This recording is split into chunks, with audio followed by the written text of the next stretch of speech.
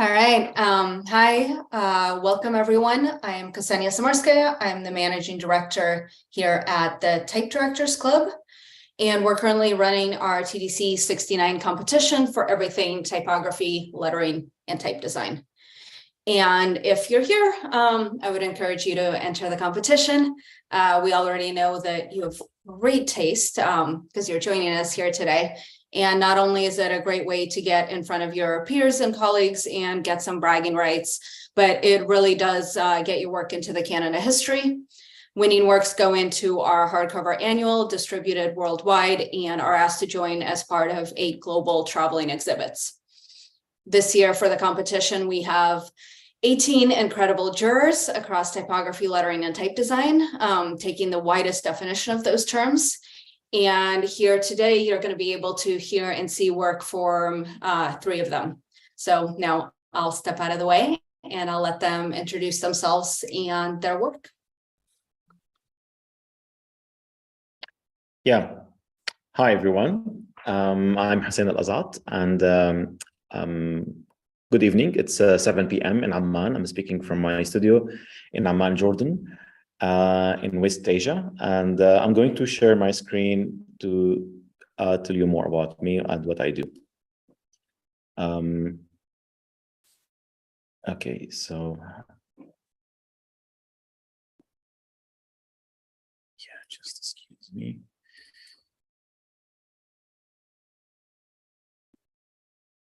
Okay.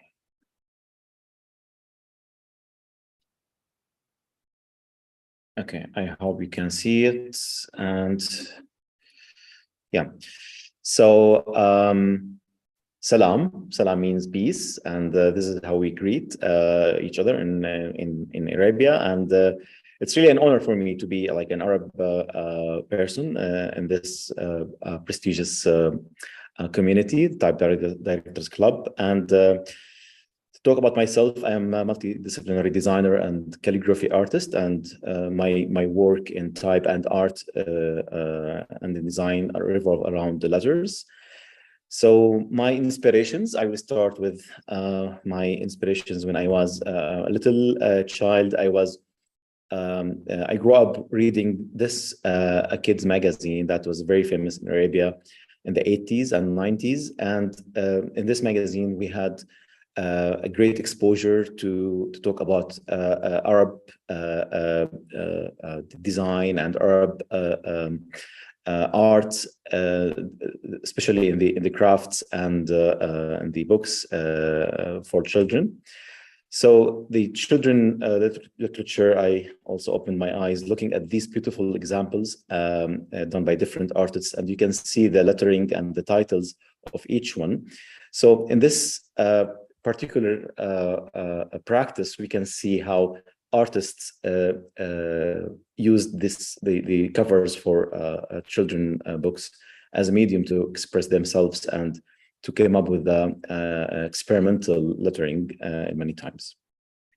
I grew up between Amman and Damascus. Those are like very close cities to each other, and I was obsessed to see calligraphy being used with another form of design. So that was my also decision to keep my eyes looking at how type working with another form of design, which is like covered book covers, or again with architecture. Also using type in signage, that was also my great inspiration source, and to see all of those shop signs made in different techniques and different styles, that was another eye-opener for me. Also looking at the book covers again, and to see how artists, again, this is not calligraphers, there are artists who used lettering in a very brave way, in my opinion, and even to design logos for these publishing houses. I was also interested to see how type is being produced by non-artists sometimes. So we can see this like vernacular way of producing type in Arab countries using the available material by non-specialized people. That's a cinema banner in Amman. I took this photo in 2004. That's the movie After the Sunset by Salma Hayek and Pierce Brosnan, and it's amazing, like how the type working in such a huge scale, and this is how they attracted people to see the movie. Again, more examples of lettering by vernacular usage, and that was my method, and that was my background. And from that moment, I decided to study graphic design and to build on my knowledge that I have captured in my early years. So I launched Alazaat Studio, which is my the space and the place that I provide my services and my products for my clients. So the main delivery in my studio is to design logos and for clients, for projects, for entities, for different customers around Jordan and around the Arab world. And the main thing in my logo designs is lettering, as you see here. Also, I designed the Arabic logos for international brands. So these brands, once they want to enter the Middle Eastern market, so they have to obtain an Arabic logo. So I designed many of them based on the Latin lettering. I did that last year because I was also honored to be part of the DTC last year. So that's the lettering, and you can see how the letters works in Arabic. So that's the letter T in Latin and in Arabic, and that's letter D, and that's letter C. So that's it was like a fun thing to do with DTC logo. Also in type design, I have produced many typefaces. So each one has different identity and different concept. And I was honored to be part of the team who created the official typeface in Qatar last year. So that was the first World Cup to happen in our country. So I worked in that, and it was really amazing, and have experimented different ways and different places to put my type, and even on the official ball.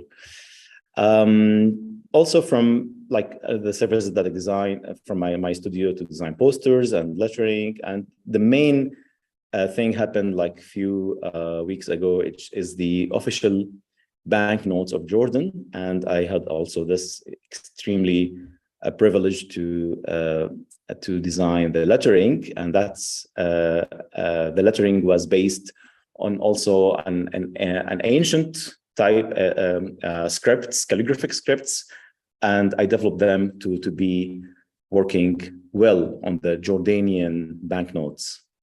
So that was my thing, and we can see also this video how also the dinar working, and the features, and how they all of those elements work together. So that was a big thing for me a few weeks ago. Also in them, I worked for different movies and TV productions, and that's also how lettering is working with such content. So how lettering could reflect the identity of the film or the project. So those are some examples that I did for a Jordanian movie that caused huge talk in the local scene, because that's the first Jordanian movie that talks about crimes and nightlife in Jordan. So it was really a great thing for me to work with the director and the staff on that movie. In public spaces, I have done different projects. This is one of them on the staircase, because Amman as a city with many hills, so that's that was a great medium for me to put my design. Also, this is another sculpture I did in a public space in a hotel in a city called Fujairah next to Dubai. Also in finer, small size of objects like jewelry and silver works. I have done also some examples like this. Also using AI, you know, like that's the trend now. Last year I have brought from Midjourney and Dolly. I created some branches of plants, different plants, and those branches I use them as a collage material to make those artworks. This is another thing that I enjoy doing, is to use that genuine collage material to create lettering with Arabic calligraphy, of course. So that's like some examples of using the AI for typography. On my Instagram account, I keep posting my experimentations, and it's really fun for me to see how classical calligraphy really working with when you animate it or when you play with it. This is also another experiment I did, which is wood block printing, and this is my appreciation to the Chinese geometric calligraphy, but this is Arabic letters indeed. More experimentations and more lettering, more distortion. I love to do that sometimes. And for occasions also, I produce some, let's say, calligraphic designs or lettering. This is for the Christmas. And this is the Jingle Bells song by Fairuz. That's a famous Arab singer. And yeah, I love doing that for many occasions. That's also my recent animated poster using geometric shapes, but each one of them is a letter, an Arabic letter. So I believe experimentation is the key to discover more about Arabic letters and the hidden dimensions of that art. This is a short video about my day, and you know, between analog machines like typewriters and cameras, and between also my digital and my equipment like my iPad, my computer.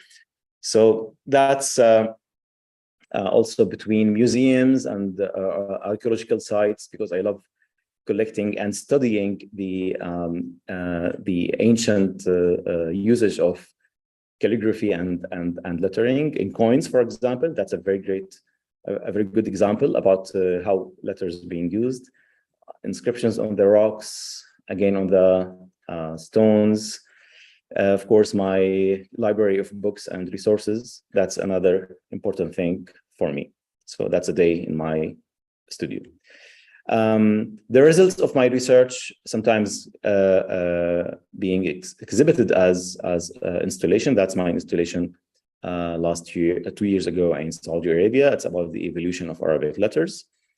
And beside working for myself or for my clients, also working for my community. So I have launched a design initiative. It's called Wajha. Wajha means facade. Basically, I go to me and my partner, Ali, to small shops that lacks a good design on their shop front. And we give them a new identity, a new character for their shop. And that's like a free of charge for design and production. This is what we do in Jordan and in many Arab countries. And for example, that's a famous car services and accessories shop in Ajman, in next to Dubai. And you can see how bad is the design of the signage. So working with the municipalities and the government of that city, that was the new design. So again, it's like distributing the good design culture in Arab cities. That's very important. Also with kids and little students. So we teach them how to design and how to, to play with letters and to create like logos and icons. That is a project very interesting. Also going to schools and universities around Arab countries, Arab cities to teach the students about lettering and about our culture.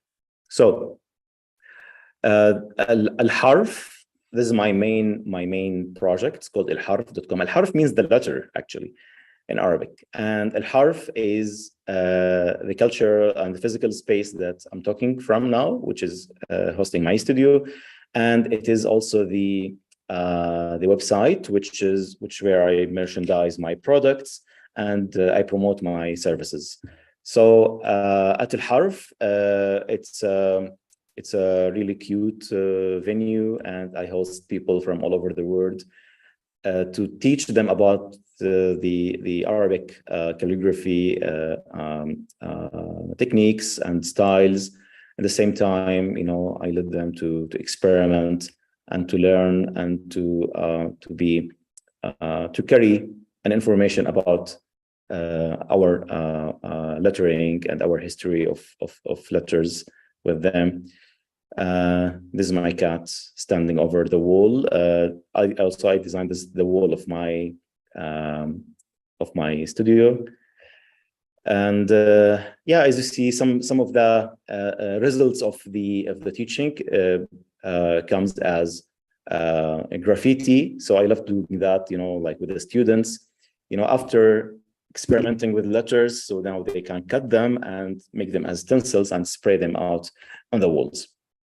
Also, some of my students, they left after this experience, and they produced art as a framed art or as a graffiti.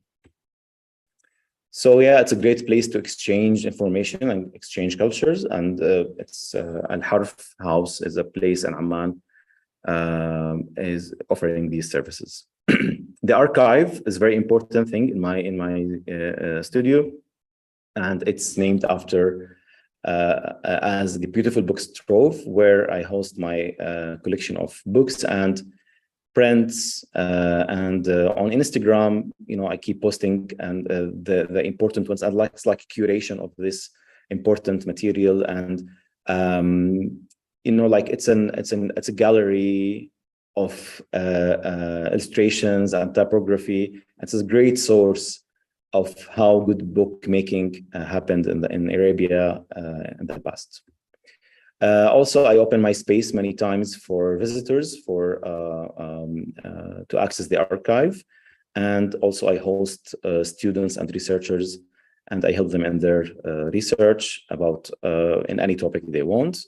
So that's Khazanat al-Kutub, or the Beautiful Books Trove. This is what I do. Thank you for listening and watching.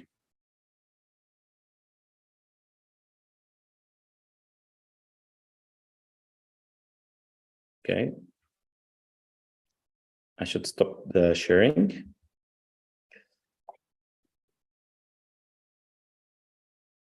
Hi. Okay, Hussein, this is really amazing work. Thank you. Yeah, yeah. So yeah, I'm about to share my screen.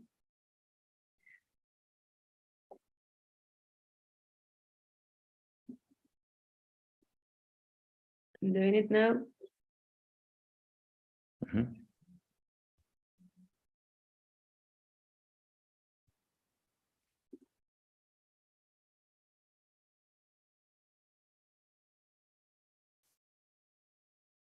Okay, so I'm Ximena. My name is Ximena Jiménez. I'm from Colombia. I'm a lettering artist. Sorry, I'm doing my best here. I'm a lettering artist and also a muralist. I think I'm doing right now in a good way. Yeah. Okay, I'm just sharing my screen with this app, not with the right one, but let's see if it works. So, bienvenidos, bienvenides with an X is it's a way you say welcome in a no gender Spanish. So I like to introduce my talks with this word. So yeah, I'm a graphic designer. I'm actually from Cali, Colombia, one of the most important cities in Colombia, well known as the salsa dance city in the world, the most biggest one. But I never find myself in this city, in the graphic world. So when I graduate, I was really lost in the graphic area. So I just decided to leave. And I lived to Buenos Aires in Argentina. I was expecting to work in another area. I was like almost say that I didn't want doing anything with graphic design anymore, because I didn't find myself in any areas there. So I went to Buenos Aires to study musical production, something really different. Then I arrived and I did just 6 months of that. And well, I was a waitress in some restaurants. Then I finished the course, the classes at 6 months later. And I was like, okay, I don't have the money to buy all the equipment I require, because I was expecting to be a DJ. That was my another passion, like electronic music. And so I just say like, that will not happen for now. I will just keep working in other kind of stuff. And when I was working as a waitress, oh no. I'm the one who never was able to use the background. I'm sorry. Where can I visualize? Here.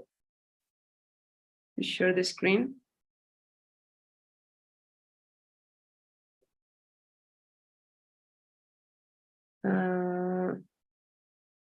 Okay, I'm done here.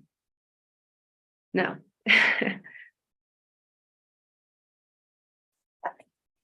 Okay, so I start working on this kind of stuff, my best works. I was working in this restaurant, and I used to write the menu because as a graphic designer, I think I was really passionate about the graphics of the restaurant. And I was so into thinking that if we have a better menu, the people will arrive more. Yeah, and my tips will be better. So I just noticed that it was like in San Telmo, it's a really classical, typical neighborhood in Buenos Aires. And the people just arrive and ask like, what happened here? What is this place? That they don't know what that was a restaurant. So I start using my graphic skills to bring more people there. So I was trying to, I don't know, like they need to know we sell coffee, we sell the menu, we have the milonga, that is a dance they did like on Fridays or any events we have. So I started using this kind of letters, and I was like really enthusiastic about the mixing many lettering styles now. So I when I come back home, I was really into that. So I remember I was in my computer looking for another kind of styles. Of course, I wasn't like, I don't know, Pinterest or whatever. I'm sorry, but I was excited about the next day board, you know? So I was like, okay, this is not normal, because they're not paying me for doing that. So I think I like to do that. And I remember the guy who runs the restaurant, he told me like, you're good on this. You should study fileteado porteño. I don't have images here, but fileteado porteño is the typical graphic from Buenos Aires. There are like many lettering styles, more like script ones. You can Google it if you want. The name is fileteado porteño. If maybe someone from here can type in the YouTube channel. And it's really beautiful. There are also like many illustrations, and they're all made with a brush, like a sign painting, and with it's not acrylic, it's oil, so it's really difficult for me. I think I always admire this kind of art. So I was like, okay, I love that, but this is not my thing, because I never like to follow the rules that much. And it was like, you need to do it in that way. So I was like, okay, maybe not fileteado porteño, but I have this interest in this kind of, I don't know the name. So I started Googling, and I just find out the word lettering, because I didn't know that exists at that point. That was 2014. And in Colombia, we didn't have that before.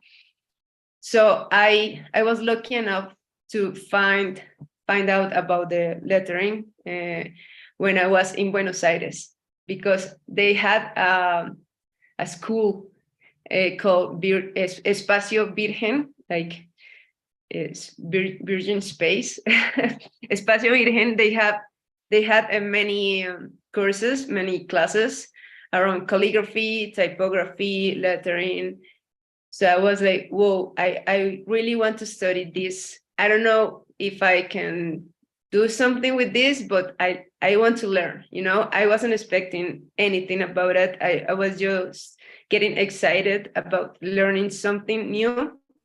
And that wasn't easy for me to happen. So I started studying, I made a typography class, and I was like, okay, I like the drawing part, but I don't like the other one. When you start using the computer and make the programs and using the programs all the time. So I just was seeing myself more in the artistic part and the drawing part. You can see, like, this is my background. I wasn't able to use the right background, but this is where I paint, and this is a spray paint, and like I'm really a handmade person, you know. So yeah, I started studying a lot of classes. I got really into the lettering stuff. I don't know if you can see my right part of, or maybe I'm just, okay, now. Okay, so I just fall in love with letters, and that this is what happens when you fall in love. Like, you just start just using letters for everything. So I start writing everything in the restaurant, like the toilet, signing the names of the reservations, the coffee time in my window, wherever I could do that. And I start using my skills as a graphic designer, and start learning how to draw it, how to use vectors, Illustrator. And I start like falling in love again with graphic design through the letters. So at some point, I just noticed, like, okay, I can live from the letterings. I can live for letterings if I can maybe use as a logotypes, start designing logotypes, because that was the part I was more into the graphic design when I was in school, the branding and all that part. So I start learning Illustrator and how to vectorize them, and get kind of obsessed with that. So yeah, I start doing this kind of stuff, logos, apparel designs for teachers, and mostly like small customers, you know, small clients around the Latin America. Maybe this unicorn in the center is someone from United States. The lost and found was from Texas, and I just start using Instagram like a tool to get new customers. And also in that part, I found out that I can use lettering in the branding, like in the way you're not like an artist that you always do the same style, you know. In the branding and all this logotype, you need to know many kind of styles, because depending on the brief, you're able to adapt, you know. So I keep studying a lot. I studied English calligraphy, copperplate, Gothics, many styles you have there. I was lucky enough to be in Buenos Aires and have access to that. But I never used like that. Like I would make a Gothic, but I was learning many skills, many styles to be able to do this kind of stuff, you know.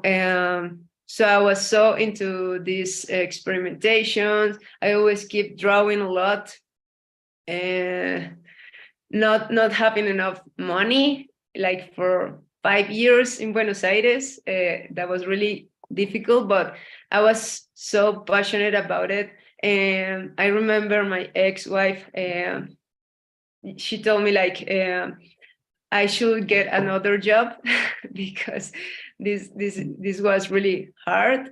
But I kept trying, you know. I kept trying, and at some point I was like, okay, maybe I will not going out this week. No, I don't want to spend some money in Paris, but I want to draw. So with that kind of decisions, I feel like I was feeling like this is the thing I want to do for a living.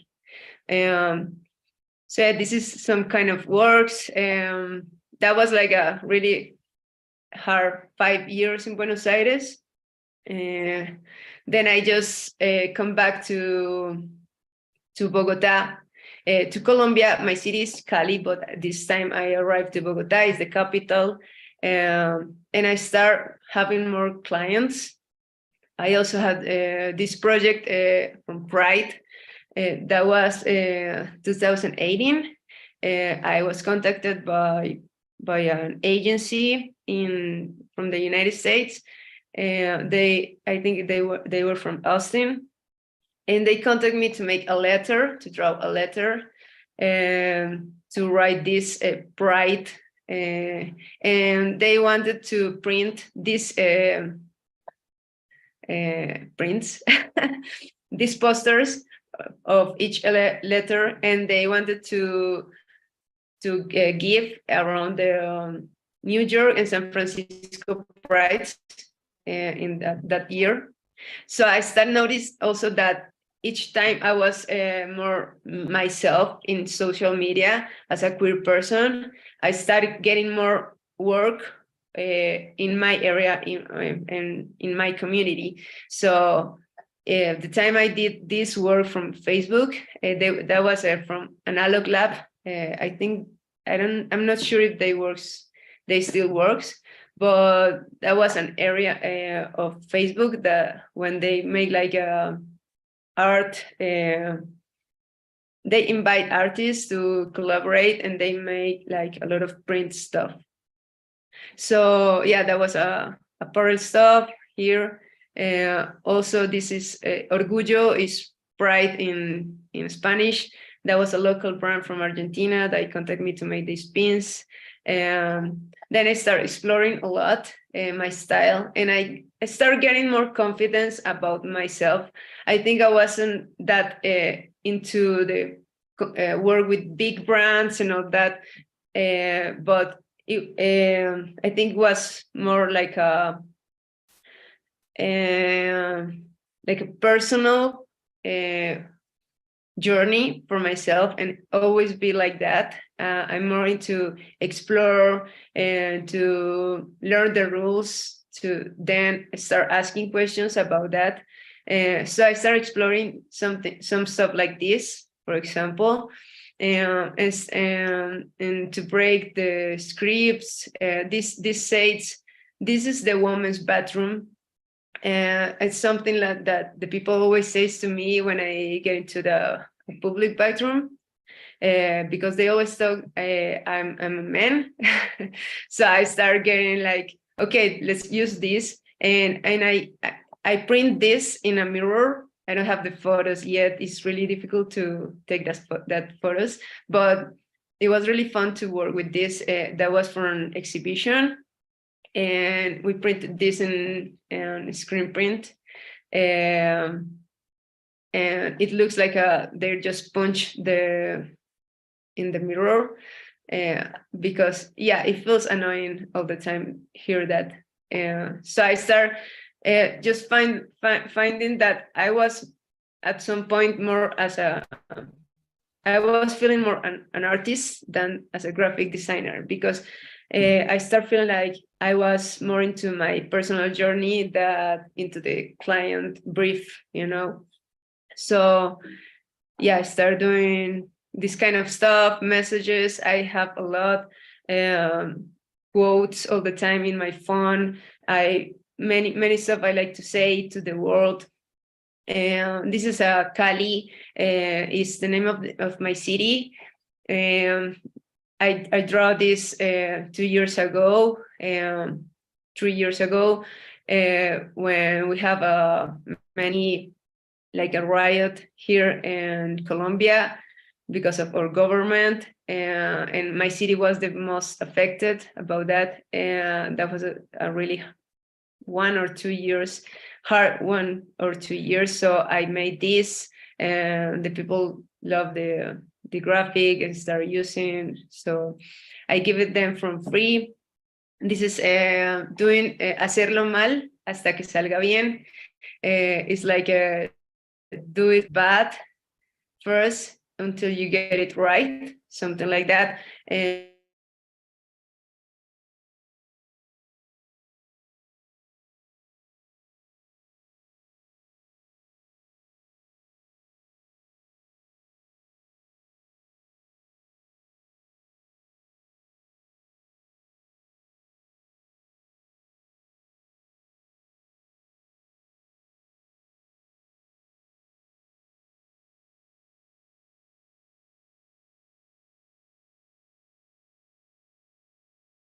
Or the friends, they teach me that in Buenos Aires. So when I arrived here, I was dating Ledania, is an artist from Bogota, and she started teaching me how to use the spray paint.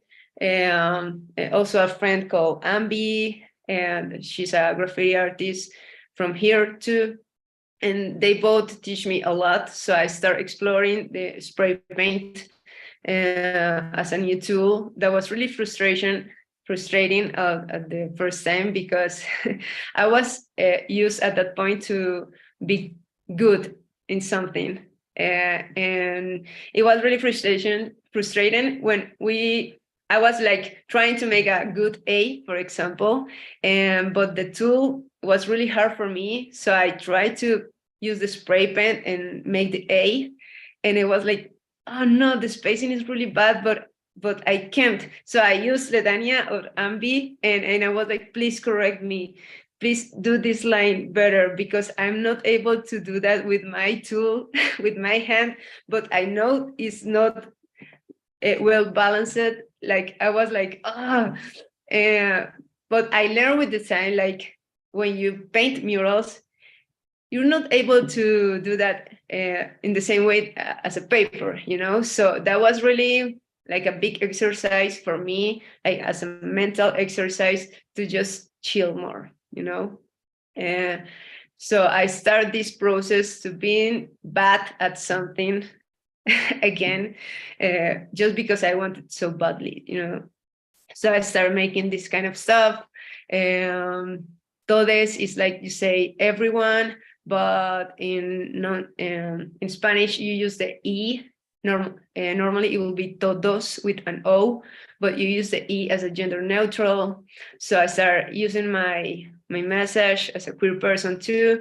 This says, without salsa, there's no paradise. It's in my city, Cali, known as the salsa city. Well, okay, so I started using this kind of stuff, like breaking the scripts, and that's at some point that start the people start knowing me for this kind of explorations. Okay, more murals. I like to do a lot of stuff too, but I think these kind of styles start resonating with me. And this is in a mural and a festival here in Colombia. This was in New York. I start traveling a lot, and all the time I wanted to paint some mural, no matter if I had to buy the paint or whatever is part of the process. This is a print I made, compersion. It's the same word in English or Spanish. This says stronger than my shadows. And this kind of styles, it starts knowing, the people start knowing my work for this kind of styles. Like I start breaking the letters. I actually have something here. I make this kind of stuff like this. I don't know if you can see, but it's all handmade first with a brush pens. I use this. This is my tool, are my tools. I'm more into this kind of stuff that presentation, but digital presentation, but I use this, for example, this Pentel brush with ink, and start just drawing a lot and made this kind of textures just using the markers. So then I digitize and start doing this kind of letters. Then I learned to fake the textures in the iPad when I was allowed to finally get one. And yeah, so I start mixing the textures I was trying in my brush with my brush pens. I start trying to use it in my murals. So this one, Revolution, is like re-evolution. That was in Mexico. This is Catharsis. When I try many kind of styles, I'm always struggling with that. Like, should I have the same style all the time? But I love this kind of explorations. So I start to mixing the styles. This Renacer, this other one, crear, del verbo creer. I don't know the translation, but it's like a belief to create. And this one is one of the last ones where I was able to mix many styles. This was more like a retro place here in Bogota. It's a cultural house. They put it's like a cinema. They play jazz band, like bands and whatever. So I try to push myself to make kind of backgrounds, because when you come back, when you came from design, you just solve one stuff, like I need to solve this lettering piece. But when you start painting murals, it's like, okay, I don't want the background just to be like a black background. So you start to exploring also another kind of stuff, but you don't need to be an illustrator too. I want to keep just with the letterings, but trying to play with that, with the backgrounds and with the compositions. So I try to look all the time to these big houses or places where I can have fun and explore my styles and all this more artistic way. So yeah, I think I have to finish for now. So this is more like a diverse and queer art I made for some brands here in Colombia. So I like to explore how to mix, again, different kind of letters. This is diversos. Again, you don't use the O, but X, so it's gender neutral. And I'm happy now because I'm able to use my work, and the brands contact me to not to just draw pretty letters, but also to give my message. So this second one is for BBC. It's a brand of, they sell beer, a beer brand here in Colombia, and they asked me to give my message. So I was able to just not draw the letters, but also to propose a message. There were two of them with things I need, the people outside need to hear from the community. So it says like, never assume my gender and my sexual orientation. That's greatness, something like that. And also this was from Adidas. I made two quotes from them for the Pride, and then we went to the big store here in Bogota and printed in tote bags and T-shirts, and the people just asked from the message, choose the message they want. It says, why fit if you can shine. I also proposed this message, and I was able to play with the letters as I want. So I'm more into this kind of clients right now. I like the people the clients to come with me when they want my art, and I'm not so into fit in their briefs right now, but this is something that was really hard to get. I'm on my way right now. I'm still on my way of getting that, but that's, I think, is the difference between being more a designer when you're solving a problem, or being more an artist when you say, this is my art, I explore, I offer this. If you want, this is what I offer to you. So this is my journey. And so, yeah, thank you.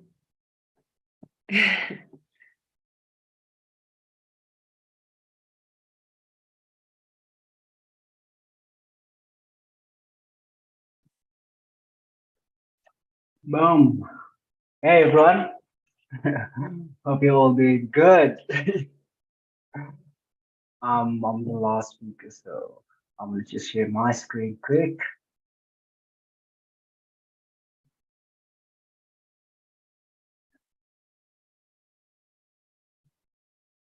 Awesome.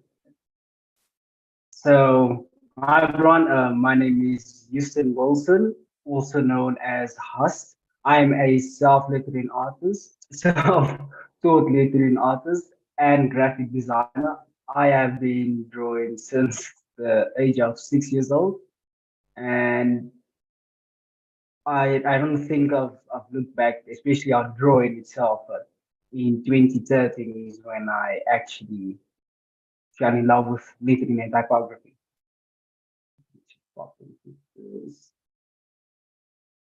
So initially I didn't start off I didn't start off my lettering and typography in this type of style. This type of style is an aesthetic that I've tried to grow over the years, and a style that I wanted my fans and people who actually got in contact with my work to actually feel that this was Hust Wilson, and this is the type of style, especially perspective and geometry and line work and texture is something that I love doing.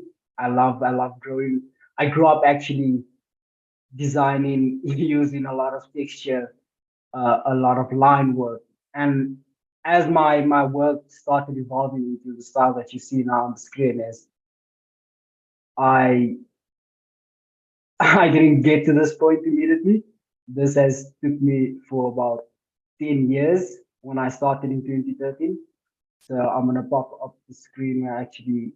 So this is way back before I even ventured into the work I do now. It's like back then I just basically like as in Ximena say, like you just start exploring, you just go way up, way wild and just doing lettering on everything that you see, getting getting objects, whether it be on clothing, on bags or whatever. You just start exploring with so much ideas that flows into your head because you're new to this. It's something new to you. So for me at that point, it was just go for it. I've never done it.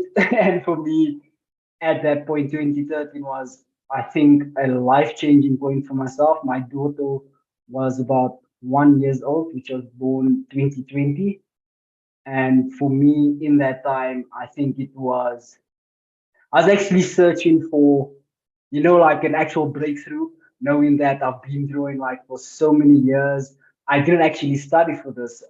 I didn't have the qualifications of actually said I can go into a college. I can go study this certain subject. So for me, it was go out or go home. So I constantly practice every day. I still have all these drawings in a huge file, and it still inspires me every time I go through it, in a sense that I started here, and what I'm doing now is something that's gonna constantly grow because it's not just a habit. I really love lettering and typography. I feel like there's so much to it, and there's always a question on how would lettering and typography look in the future compared to what we're actually doing now.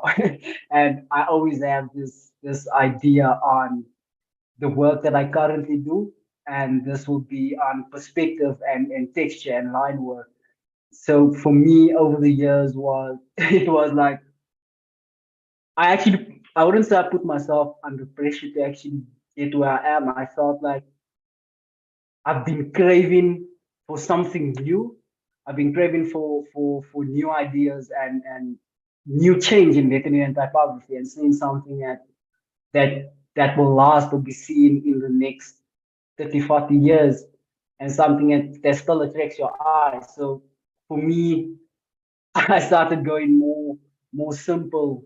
I started working on my compositions in such a way that looking at it should actually bring emotion, it actually bring feeling to the design that when just like, especially like, for example, I'll point out the rise design where the letters of the word rise is actually rising. And for me at this point, when I actually worked on the composition and worked on the design for this, I experimented on actually I don't know, it came to my mind to actually have a motion blur kind of looking design to it, but actually just using lines and see what the outcome would be. And that was my outcome for that design. So for me, I'm constantly experimenting, constantly trying to figure out certain ways that I haven't even figured out as yet, or anyone else has figured it out. So for me, it has been constantly just practicing, going with the flow.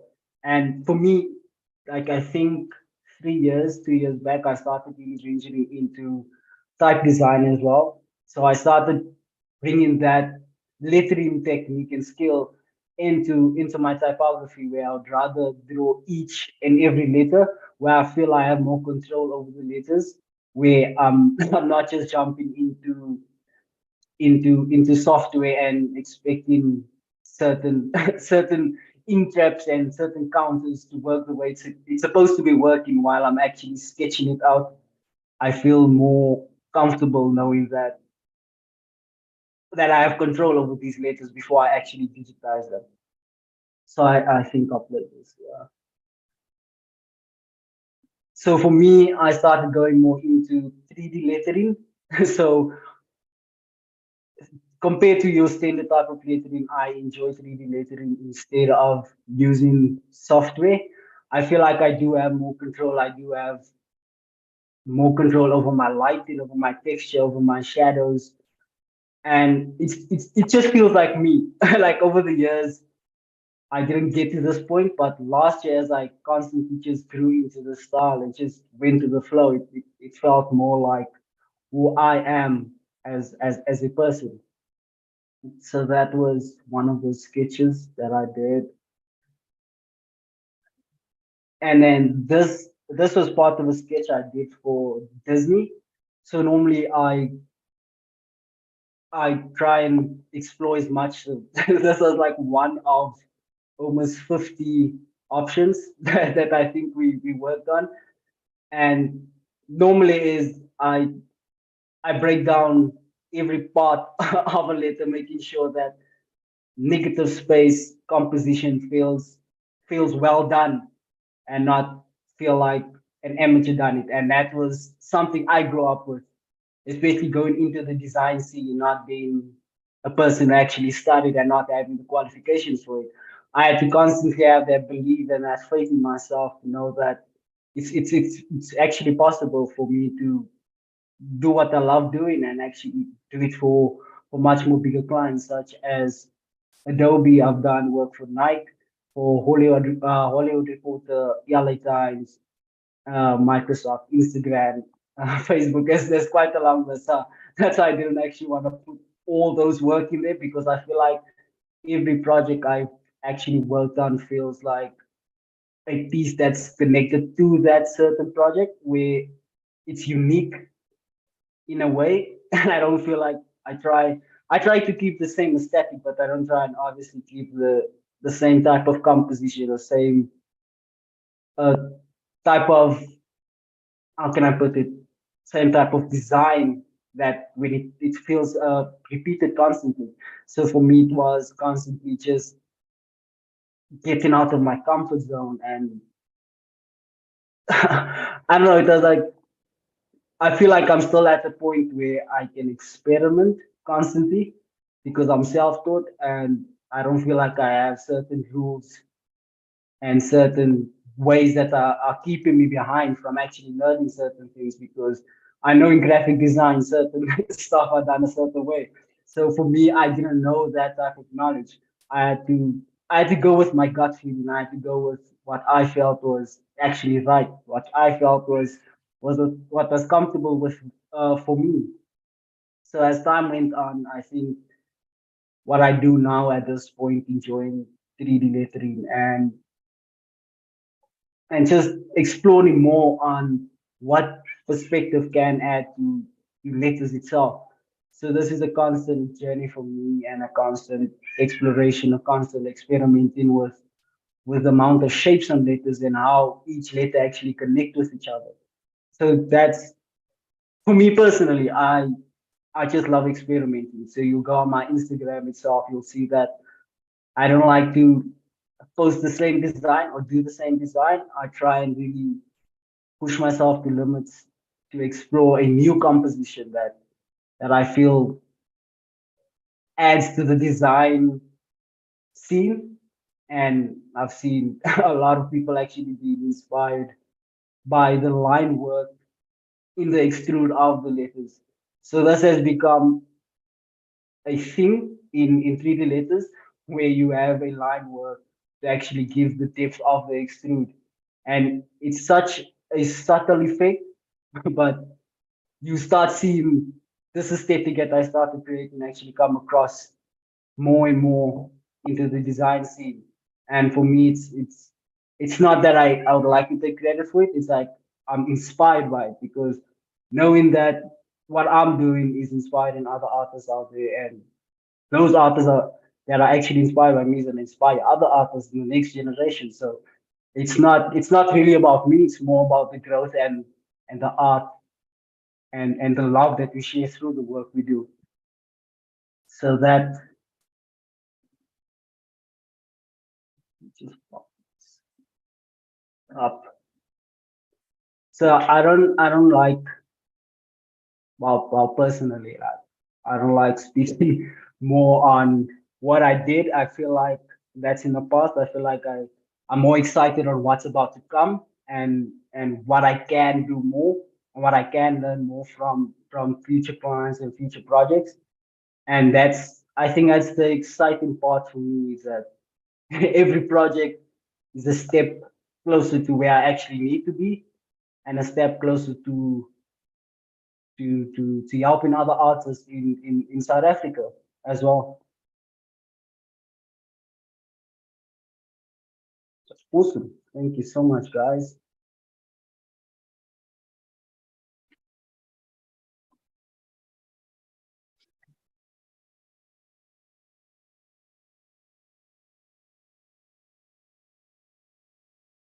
All right. Thank you all so much. It was so great to see more works, some of which I haven't seen, and get to learn more about your process and a journey. And a lot of people saw online were pretty excited about the works as well. So yeah, thank you for being here. Let's see, I'm gonna just kind of bounce around with asking some questions of things I'm curious about, but also feel free to ask each other questions or take the conversation any direction that you would like. You showed a lot about your work and kind of your journey and your learning, but all of you have also worked with some incredibly high profile clients. Could you talk a little bit about like the business side in terms of how you get those clients, what that like, how that came to be, how they find you, how you find them? Yeah.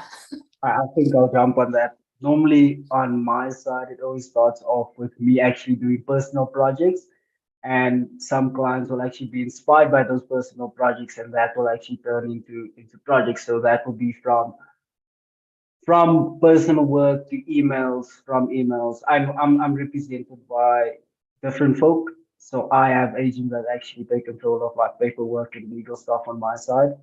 So normally I'll get an email and then they'll handle all the legal part, because I would really like to focus more on the creative side of working on a project instead of stressing myself out a lot with legal stuff and paperwork. Awesome. Yeah, for Yeah, myself, yeah. for myself, I work with important projects and let's say high-profile clients, and yeah, like it's a. In my case, you know, there are some designers who work in the field of Arabic typography, and they could handle, you know, the delivery in such a great quality. So I've been contacted for many projects across the years, and I would say also the other method is word of mouth. You know, like people get recommendations from each other, and yeah, it's like that. So once I've got a contact by a high-profile client, I show them the same quality and the same deliverables that I show for any other client. But it's the issue is the scale of the project and the confidentiality and the NDAs that I sign every time. That's making the project really takes some kind of politics and many paperworks. So most of my times I juggle between high profile projects and also like small businesses, which is more kind of affordable communications and easygoing, you know, nature of the project. So I enjoy both of them. Awesome. I think the same. I think the same about both kind of customers. The big clients I think they're more difficult to treat in many ways. The communication, the payments, everything, the paperwork. But in my case, I think I use social media a lot for that. maybe not intentionally in the first time, but I start noticing that my kind of work fits really well with Instagram, for example. And also it's like if you gotta you need to show the work you want to be contact, you know. So when I start wanted to get more murals, I start painting for free, like just knocking some doors and just to make a portfolio and put for my money to buy some paint and start like showing this kind of work. And on social media I use not a lot right now, but I used to use a lot of Behance, and the people in Behance can get some work too, I think so. But I think mural work is more in social media, on Instagram. But that started happening when I start showing this kind of work, because I made a transition through logo design to another kind of lettering, apparel, and murals. So at some point I had to say no to the logo designs, you know, and it was really hard because I was like, okay, I will not eat this month, but I want to live from mural work. So you need to do that and show what you want to be contacted. And also at some point, I don't know how it works in different cities or countries, but I think here in Colombia, because I'm new in Colombia too, so I had to make my space again, like as a muralist, and start showing a lot, and start like when I was drinking a beer all the time, or I went to an event or whatever, I was like, oh, I make murals. You have this wall. This is my sticker, and I was I stick stickers. How do you say the word? But I put yeah, I put sorry, I put stickers all the time in the bars and on the streets, and that's like my card, business card. And I think I do a lot of networking personally all the time with the mural stuff. I'm like, yeah, I paint walls. Maybe you can have a message here on Instagram or blah blah blah. The people know want to do that, and if you know how to sell that kind of walls, like the people want, if you paint this wall, the people will want a photo here, and that will be good for your publicity and blah blah blah. So but I'm just learning to do that, because I think at some point you feel that that's a bad thing, like you start selling yourself all the time, so you don't want to be annoying, but you need to know the right moment and the right person. But I don't think it's a bad thing, you know, to just learn to sell your work personally. Awesome. Great advice. I'm also curious, because you're all in very, very different regions and part of the world. What's the lettering community like where you're at? Like, is it abundant? Do you meet people? Are there events? Are there a lot of people doing this? Like, what's happening, or what are the trends where you're at? I think in South Africa, I think there's a lot of growing that needs to be done, especially the literary typography community.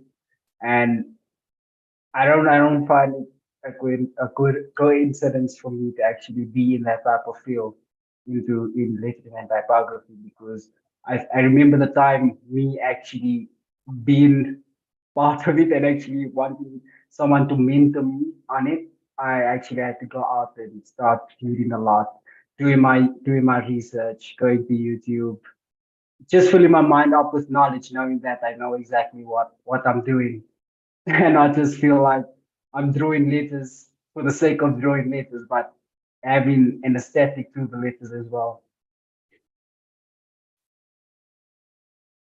Okay, I find it difficult to hear you a little.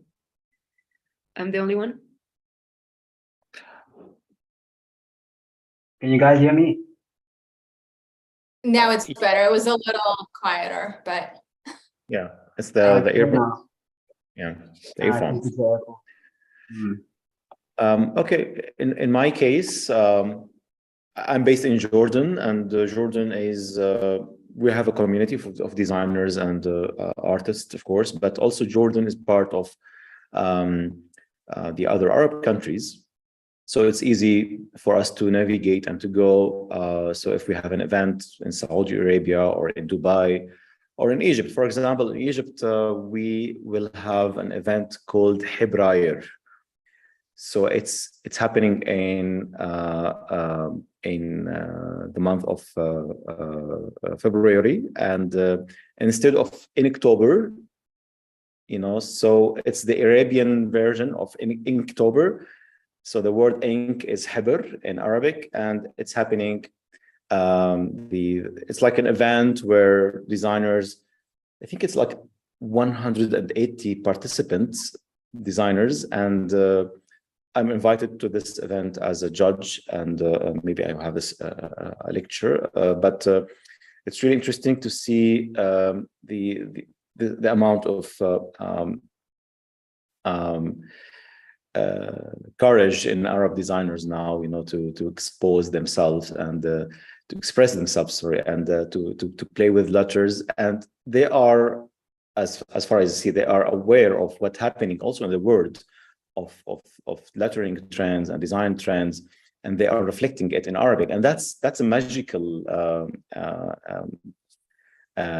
formula, I would say, because it's the nature of letters. It's totally different from Arabic to Latin, and once you put it in Arabic, everything will be changed. Like the first thing will be changed is writing directions from right to left.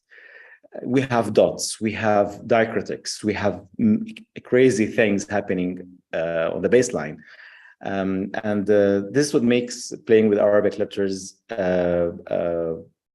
really fun, and to have that perspective with international trends also add another layer of amusement. sounds really exciting. I think it's here in Colombia and maybe in Latin America. I was traveling through Mexico, Ecuador, Peru this last year, and I found something that is really similar. Like we really in Latin America are really happy all the time, like fun, colorful, like really loud, you know. And I found out that in common, like every city, every place, it's not like everyone is like that, but we have that and that vibe, like vibrant. And I think in the letters or in art, in every aspect, you can notice that. No, and it's not like everyone is doing everything colorful and full of shades and layers, and no, but you can notice that even the people outside of the art, they more into like, oh, look at that wall, it's full of colors. But if at some point you just did something more like a neutral or one or two colors, more basic, the people is like, you know, you can you can see that interest. So coming back to the client part, is if you're more in that way, more colorful, vibrant, and you use this kind of scripts with a shadow and with some bright and layers or whatever, the people will be more excited about it. And you can notice a lot. You can see also in Mexico the rótulos, sign painting, Mexican sign painting, they're full of colors, like a lot. Yeah. And they mix a lot of lettering styles. They're not like the simplest, you know. And you have in Peru I don't know if you hear about Elliot Tupac. He's one of the biggest exponents like right now about the chicha letters. Are these posters they used to put all around the city to make some advertising in a cheap way. Now in my city, we are using this kind of stuff too. And you can see they're like vibrant colors. They mix scripts with some bold letters, with a shading, a 3D, and full of many stuff. So I think that's something really cultural about Latin America that you can see in letters, and that it's everywhere. About it, if you're talking about the trends here, no. Awesome. Yeah. Present. Thank you. So next time we're all going to be together on a screen, most likely we're going to be in the judging room, looking through all of the entries for TDC69. And I'm going to ask a multi-part question, like, what are you hoping to see? What are you excited by? What would it take to catch your eye or for you to deem something as truly excellent? I think on my side is definitely, I love geometry and shapes. So I think it's definitely using these primary shapes to a next level that these display typefaces still feel usable. It feels unique. It feels futuristic, and I think looking towards that, I think because of the digital age that we're in now, I think moving towards a more futuristic look, more than very much wide type of fonts, I think there's an aesthetic to building that in the future as well. Yeah, in my point of view, I would like and I hope to see serious experimentations in lettering, and I believe lettering is an ancient way of communication, and I hope to see what other hidden layers of communication could the results of this year could bring. Like what kind of morals could reflect, or what kind of stories or narratives or traditions of people around the world. So these extra visual narratives that carries through the type, I'm very interested to see it in this year's submission. Yeah, I'm so into experimentation. I think we're all like excited about the new proposals, the people who take more risks now. But also I think with the respect you need to have with the letters, you know, because I think in graffiti and in all this world happens a lot that you find a lot of mistakes that I think that's the limit, you know. It's not like let's just do whatever you want and nobody cares about anything. No, it's like let's take those rules that for some reason they exist and play with them and let's see what happens. But I love the people who take risk, but do it right.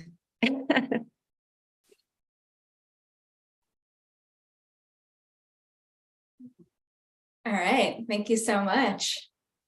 Anything else we want to touch base on? Any other advice we want to give to people watching? You were saying someone asked about how to get murals on the streets. I think that's the hardest part of choosing to paint walls, because it's not like you just have a paper and you sit in your desktop to practice, or you got the computer. You need that big wall to get better, you know. So I think that always depends on the country laws you have. Sometimes there's many cities they need to ask for permission to the government. But here in Bogota, you just knock the door, talk to the owner, and if they like your work, you just have to, you're just able to paint that wall, you know. But I'm trying to negotiate all the time, because some people just want you to paint for free with your paint, your ladder, your stuff, and also they want you to do whatever they want, no? So it's like you need to know your value. It's like, I'm an artist, I have this knowledge. If you want me to paint for free, I will do whatever I want, because this is my purpose, to get my art to another level. If you want me to do whatever you want, so you can pay me and we can work together, you know. Just don't do that for free to someone who can paint. Also, just don't knock a restaurant's door that, you know, they have the money to pay you, because you took someone else's job and you're doing it for free. And we're all in the same here, you know. So if you want to paint something for free, just be sure you're painting for someone they're not able to pay, and you're having the freedom to paint something for your portfolio. That's the goal. Don't lose that. And also here is like you can knock all the parking lots. They always have big walls, and so they're like, yeah, whatever. They never care. If you go to an owner's house, it will be more difficult, but it's always like that. And also, if you don't want to ask for permission, it's up to you. Okay, very nice. Yeah, and in Amman, in Jordan, also we have for the murals, we have also that you need to get permission from the municipality. But recently, like a group of local artists, they created an initiative in Jordan that it's like sort of an office, you know, an office for murals and graffiti in Jordan, and it's easily to go to that office and you apply to paint a wall, and they will do all of the paperwork. They will talk with the municipality and they take all the permissions, and they just help you in that. And this is a very good thing. And they invite sometimes many international artists to work with local artists in Jordan. So before that, the creation of that entity, I think it was difficult for graffiti artists to get their works easily on the walls. So this will lead me to my three advices. I will make them short. First advice: learn and read, you know, as much as you can. That's the base of anything correct in the world, you know. You have to learn, you have to read, you know, those books and references, they are existing on the shelves for a reason, of course. So we have to read and to learn about many things. The second advice is to collaborate. You know, when artists in any industry, an art industry, they collaborate. It's like really and giving the good thing from your side and mixing it with another good portion from the other artists, and you can create magical things. My last advice I've seen many young artists and designers and typographers. They launched their Instagram account, and you can see like the first 9 or 18 posts, they look like the same, you know, they use the same color tones. That's good, you know, they have like an identity.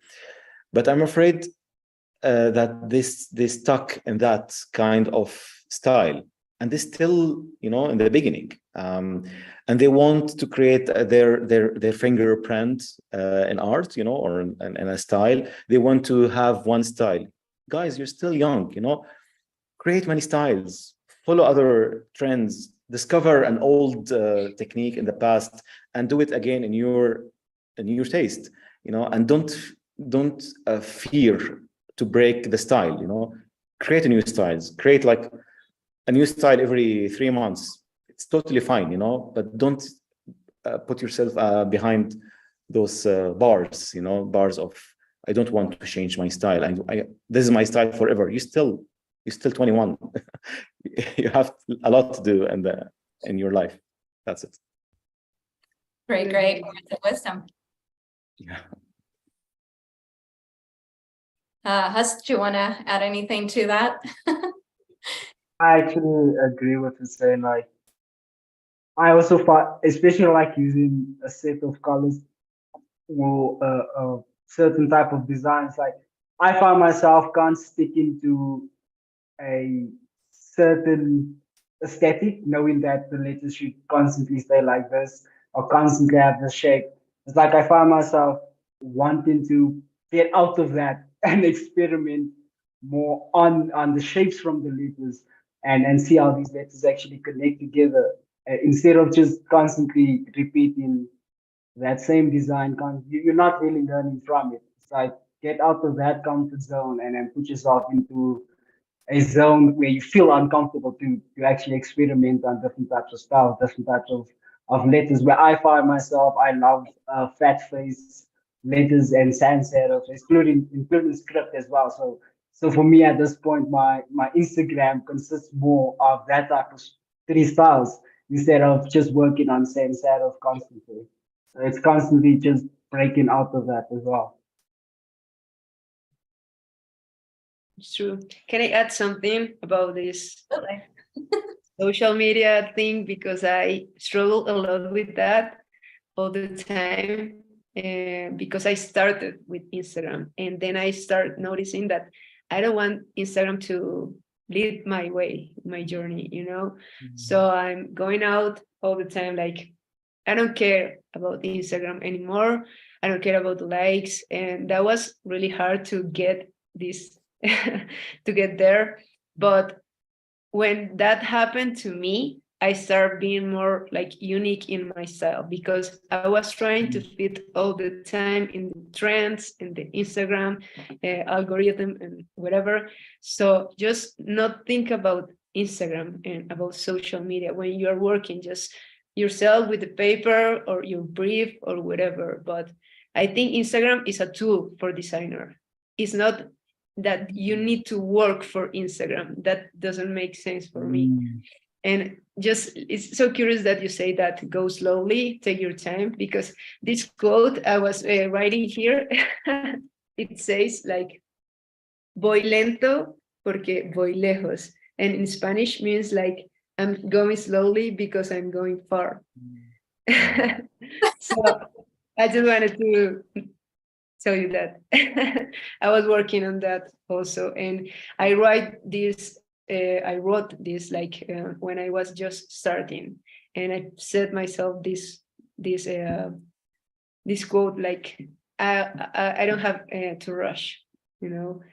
Let's just take your time, enjoy, and when you start enjoying the journey, you don't have to think in your goals, because at some point, if you just have that goal, the dream client, okay, you want to work for Nike, whatever, you got that project, and then what? You just need another one, you know. So you start working for a goal, and you're not enjoying and you're not being happy in the way. So just enjoy the way, and if you're enjoying the rewards will come, you know. That's the one I think. Actually on that point of on that point of Ximena, it's like I also find myself noticing that you you end up, I mean, just one scroll gets you up into 30 minutes of scrolling. And I find myself like I'll just post the design, and after 2 days, in those 2 days I wouldn't really try and jump onto Instagram. It's more of I've seen that post and try not to live on there. Like rather go out, enjoy something that's other than just design or just posting on social media. Like rather go out for a jog or something. Like open your mind to new ideas. Like we don't live on this itself. Like we also have a sense of energy that needs nature around us as well. So we can grow from that and actually live life and not live design. Basically, we basically as we here to create that imagination from our mind and bring it into our reality. And I don't think there's a rush to it because our imagination will constantly be there. So don't rush the process though. It's true. Wonderful. Well, yeah, great advice for lettering and for life. And with that, I'll let you guys get back to your day. Thank you again so much for being here, for sharing your work with all of us, and for people watching. The deadline for TDC69 is March 3rd, so you still have some time to perfect your works, find the best of what you designed or published last year in typography, type design, or lettering, and get your entries in. We look forward to seeing them. Yay. Thank you. Thank you.